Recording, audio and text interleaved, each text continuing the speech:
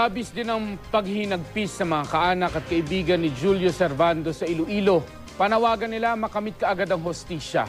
Makibalita tayo kay Ninita Hobilia ng GMA Iloilo.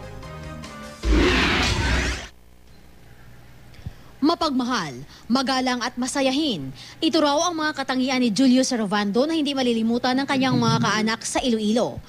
Hindi nila matanggap na sa edad na 18, masasawi ang second-year hotel and restaurant management student dahil lamang sa hazing. Agi na siya ka-caring nga bata sa mga tiyo, sa mga tiya, sa mama niya, sa mga cousin niya. Super palangga, ginaiya sang mama kag papa niya. Dito sa Iloilo lumaki si Julio. Dito na siya nagtapos ng elementarya.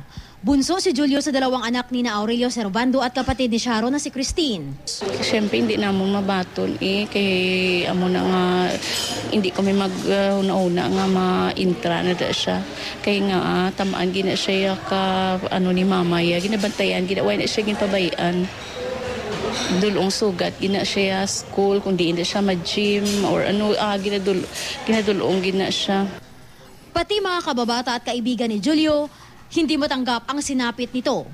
Sana raw, makamit ng kanilang kaibigan ang katarungan sa lalong madaling panahon. Sakit Sakit. Sa tanan-tanan nga damo-damo nga mga barumbado, nga mga layaw nga asa iya panatabo na kag